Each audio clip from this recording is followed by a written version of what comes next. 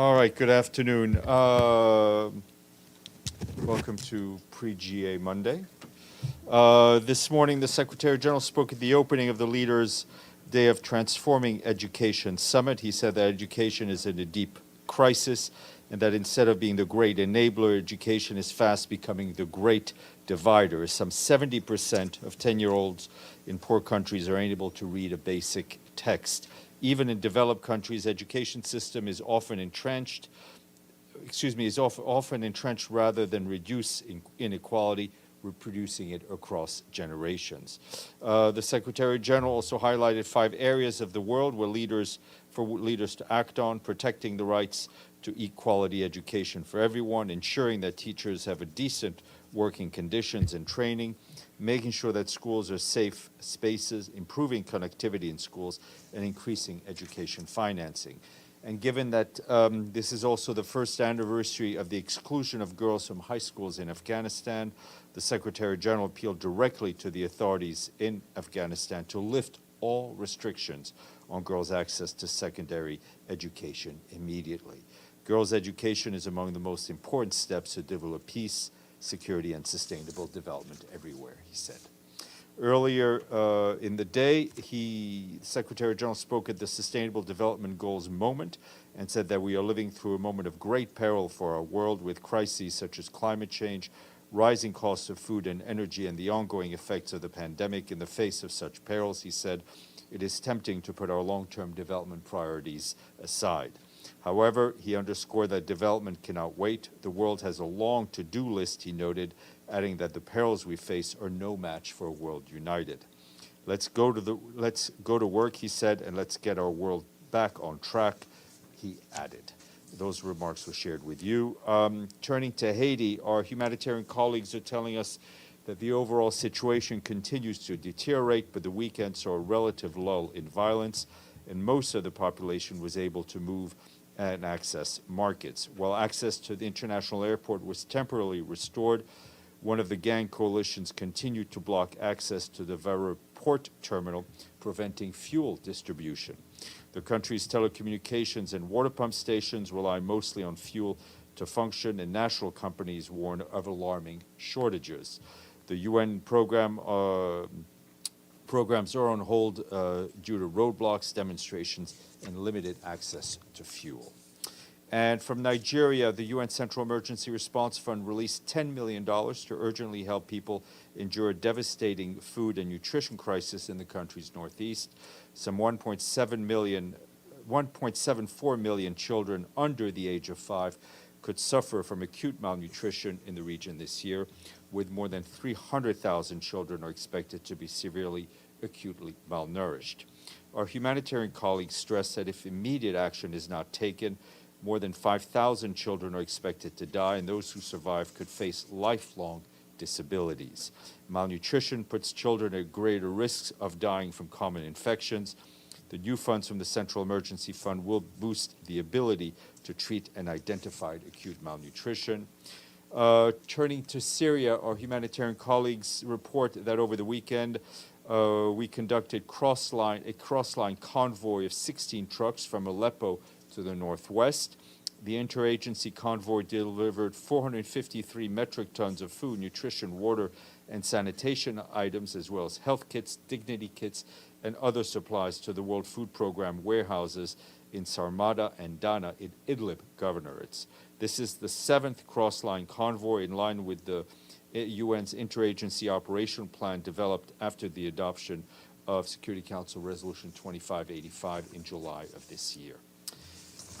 And from Sri Lanka, the UN team there, led by the resident coordinator Hana Singer Hamdi, continues to support the government and people of the country in response to the economic crisis there.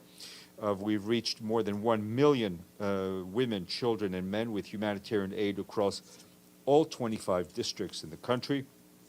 We, along with our partners, provided medicines and other supplies, helping more than 660,000 people have better access to health care.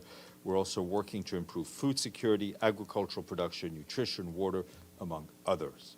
And to date, the Humanitarian Needs and Priorities Plan, launched in June together with other appeals, has raised more than $50 million to deal with the challenges in Sri Lanka.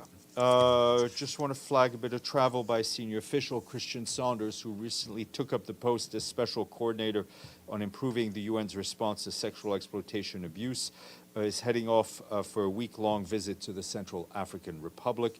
This is his first trip since he took over in his position on September 1st. While there, he plans to meet with senior peacekeeping, humanitarian development officials present in the country to discuss strengthening the approach to combating sexual exploitation and abuse. He also plans to meet with representatives of NGOs and civil society. And yesterday morning, the Secretary General addressed the inaugural meeting of the Global African Business Initiative. He said this event is important because the world must see Africa for what it is, a land of enormous potential and resources. Now is the time for innovation, Mr. Guterres said, for the new public-private partnership for high-value jobs based on renewable technologies. There are opportunities in all sectors, he added, from education to healthcare to finance and other services. The inaugural Global African Business Initiative aims to transform these opportunities into ambitious practices that benefit people. Mr. Guterres reiterates that the UN's support to create conditions for business in Africa and around the world. And you saw over the weekend we issued a statement expressing the Secretary General's great concern at the escalation of violence along the Kyrgyz-Tajik border. He called on the leadership of the Kyrgyz Republic and the Republic of Tajikistan to engage in dialogue for a lasting ceasefire. Both sides, he said, should take full advantage of the existing mechanism on the ground to diffuse tensions. And finally, just in time for the General Assembly, we have 5 new people inscribed on the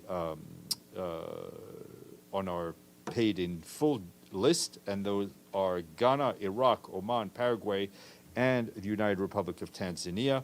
They've sent us the checks, we've cashed them, and we thank them. On that note, Edie, if you have a check, I will take it and I will cash it.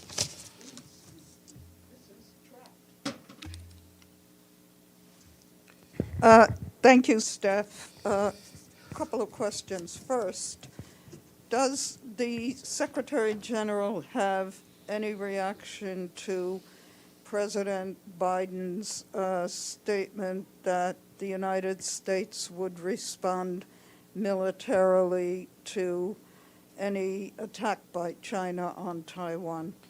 I think the only thing we would say is that relations between China and the United States are critical to the global order, and we hope that they continue in a productive manner.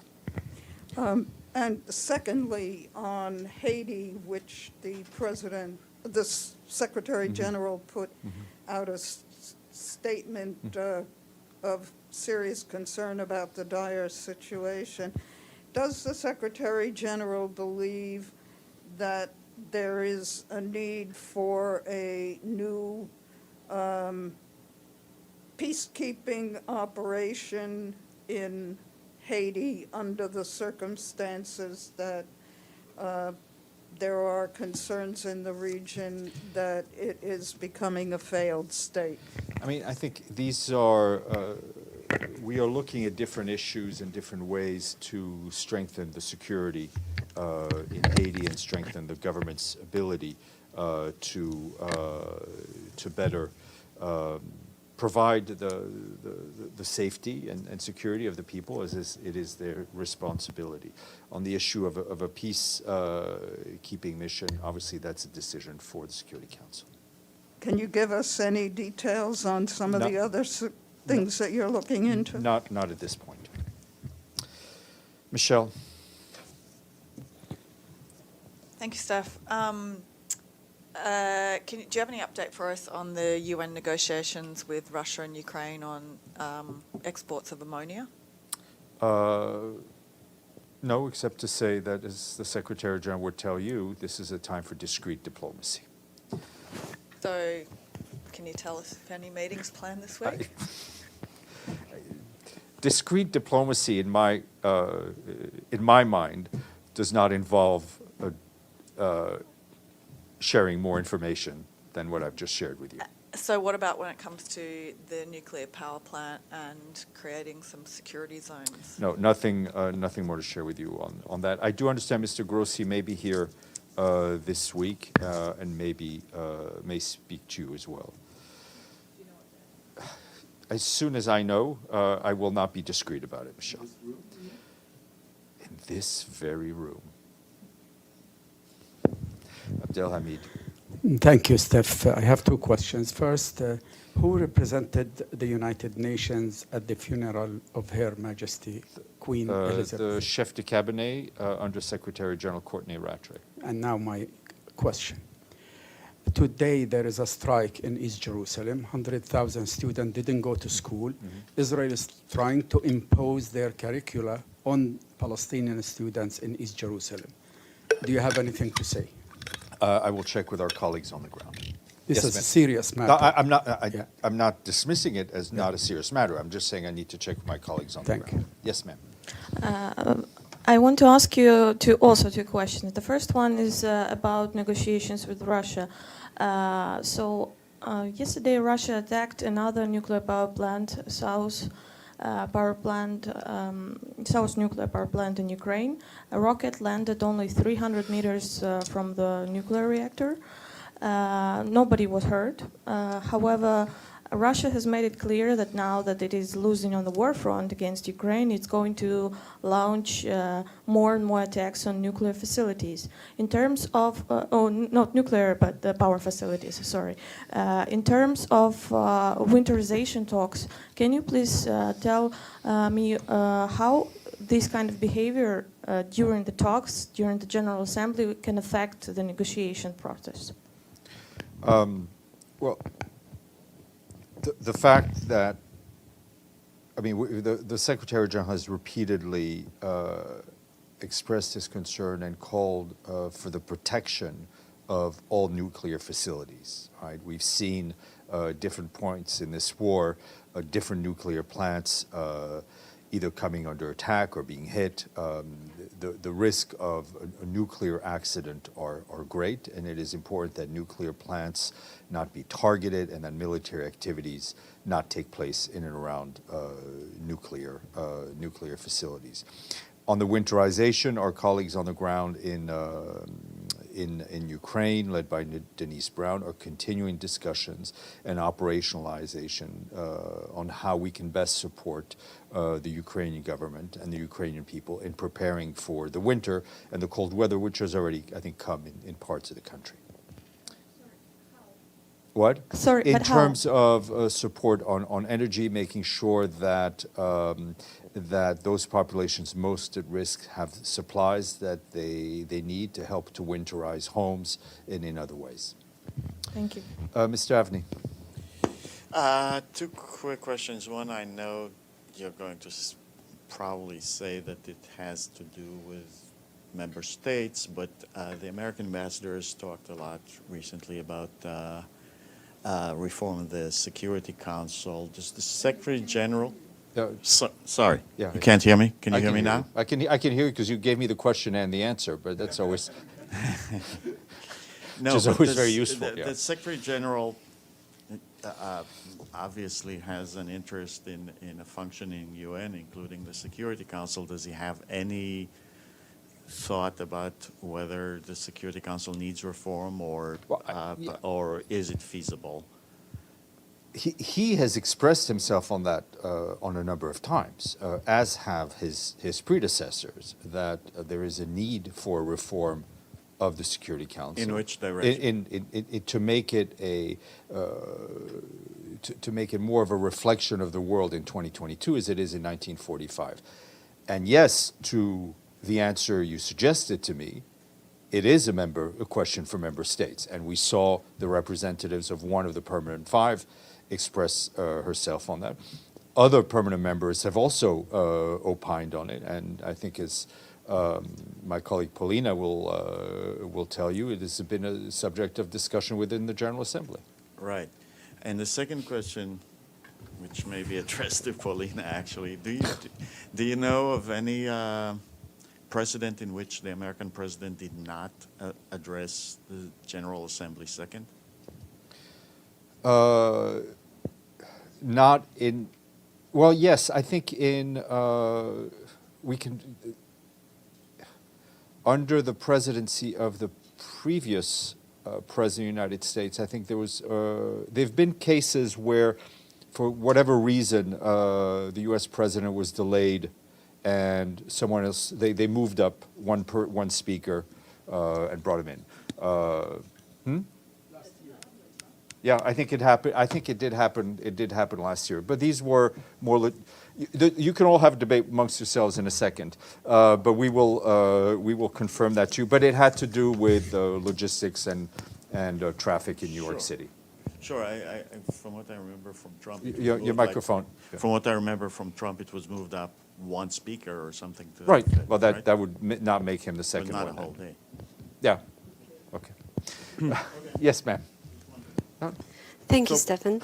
And my question on the recently liberated city Izum in Ukraine. I know that with the massive grave that have been discovered, so basically I know that the United Nations war investigative team, they went there. And is there any information about that, and for how many time they're going to stay in Izum? No, I don't have that information up hand. I will give you the contact from my colleagues in the Human Rights Office who are monitoring the movements of that, of the Human Rights Monitoring Mission, because I know they're very much focused on traveling to the areas that have now changed hands, so to speak, and are back now in the control of the Ukrainian authorities. Yes, sir. Oh. Go ahead. With climate crisis taking such a focus, does the Secretary General have a plan to address the specific and significant roles certain countries like China play in escalating that crisis? Well, I will ask you to tune in tomorrow to hear the Secretary General in his address to the General Assembly. You will see, and there'll be a briefing at 1 o'clock here with myself and Samir Afridi to talk to you about the speech. I think he will make very clear what the world's largest emitters need to do to get the climate crisis under control. And one other question. Does the Secretary General have any response to the alleged murder of the Iranian woman for the not wearing of the hijab correctly? Yeah, our colleagues in the UN office in Iran said they're deeply saddened by the death of Mahsa Amini. Extend heartfelt condolences to her family and loved ones. Benno, and then we'll go to. Thank you, Steph. My question is about JCPOA. So the negotiations now seem to be stuck. Does the Secretary General plan to weigh in when he meets the Iranian president? I guess there might be a meeting in the next days. No? Sorry, I'm getting too many. Everything again? I got the headline. JCPOA Specific is question. stuck. Will SG Yeah. weigh in when he meets the Iranian I mean, president? the Secretary General, has spoken to the Iranian authorities about the JCPOA and others about the need for all to show flexibility and to move forward on it. And we issued a readout of his phone call with the foreign minister a few weeks ago, which he made that clear, and I have no doubt that will come up in those discussions again. But there will be a meeting with the president. I think so. We're just, the bilaterals are all being reorganized, but I'm sure they will be. Joe. Yeah, actually, two follow-up questions. First, on the JCPOA, can you provide a little more detail when you said that the Secretary General is looking for more flexibility? Is that flexibility on the Iranian side to allow the IAEA to complete its work, its investigation of traces of uranium unimpeded? That would be the first question. The IAEA, I mean, we've always believed that Iran needs to live up to its commitments to the IAEA. Those are discussions going on between the IAEA and Iran. There are numerous parties to the JCPOA. We very much hope that dialogue can continue and they can find consensus and move forward. All right, and my second follow-up is on the climate change. I noted that President Obama's climate czar, John Kerry, was in New York. In fact, I saw him when I was... President Biden, I think you mean. No. I'm talking about John Kerry. Oh, Kerry, yeah, okay, yeah. I happened to see him as I was approaching the UN. Mm-hmm. Are there any plans for the Secretary General? obviously he'll be meeting with President Biden and so forth, but are there any plans focusing on climate change to meet with Mr. Kerry? There will be a meeting focused on climate change with a number of member states, which I believe is on Wednesday. And the Secretary General will speak to you afterwards on that. I don't think he has any specific bilaterals planned with John Kerry. But if that changes, I will let you know. And he may participate. Yeah, so I'll leave it at that. Yes, sir. Go in the back with the glasses. I don't. Oh, sorry. Dave Lawler from Axios. Thanks. I'm going to ask about Ukraine. We're obviously expecting a lot of discussion and probably some disagreement about Ukraine here this week. We've heard from a couple developing countries concerns that all of the focus and disagreement on Ukraine in settings like this makes it harder to prioritize focus on other issues. How does the Secretary General view that? Is he concerned that it's harder to make progress on the many other issues that you've laid out, including Yeah, at the top? the short answer is yes. I mean, A, because it does occupy a lot of the space. B, because we know that the war in Ukraine is having a global impact, right, on food, on grain, on energy prices. It's having a knock-on impact on the fight against climate change, where we see, because of the energy crisis, we see member states reverting back to polluting sources of energy. So yes, it is having an impact. It is, however, not stopping the Secretary General from raising all these other issues, as you will see in the remarks that he will share. Yes, sir, in the back. Regarding Ukraine, what expectations should we have on the upcoming meeting in the Security Council? Very good speeches. Yes, sir, in the back. But I don't mean to be flippant. I think I would ask you to ask the French presidency, since they organized the meeting, what their expectations are. Yes, sir. Thank you, Stéphane. Will Secretary General meet this year with President of Kosovo, since he never met since he took the office, and they always asked? Do you know why? I will check the bilateral schedule and get back to you. Thank you. Let's go around to Edie. Steph, for those of us who are writing preview stories of tomorrow's opening, what can you say on the record about what the Secretary General is going to be highlighting in his State of the World speech? I will, you know what, when we meet at 1 o'clock, we will give you an on the record quote. Thank you. Michelle. First of all, Maggie's chimed in. She said it was Obama whose speech got pushed when he was late one Okay. year. Well, Yeah, and Chad spoke before him. I'll just step out. There you go. Okay. Yeah. A follow-up question on the Education Summit this morning. I'm not sure if the Secretary General was still there, but we heard that the young Afghan woman who spoke was then in tears after she came off stage because of the situation that she's faced with. Was the SG still there? Did he see I this? don't think he was, because he moved, I will double check, but I think he had to, as soon as he was done, he had to move on to his bilaterals. Okay. Is he meeting with her or other Afghan women this week? Not that I'm aware of, but we'll double check if he or the DSG may be meeting with them. Yes, Benny, and then. So last night in an interview with 60 Minutes, not with me, President Raisi was asked about the Holocaust, and he said it needs to be investigated whether it happened or not. Is that a violation of the General Assembly resolution against denial of the Holocaust? I can tell you that for the Secretary General, there is no questions about the well-documented horrors of the Holocaust. It's up to member states to call on whether something is a violation, but I can only talk about the Secretary General's position, which I think Would he bring clear. something this up with Let's wait for the meeting to happen. Yep. Thank you again. There are rumors that Ukraine is going to lobby a resolution which will create a mechanism to seize more than 30 billion Russian state assets in favor of rebuilding Ukraine. I wonder if if you heard something about this discussion. I have not. Mhm. Thank you. Okay,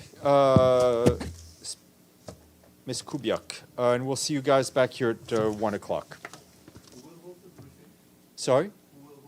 Myself and Samir Afridi, who is the chief speechwriter for the SG.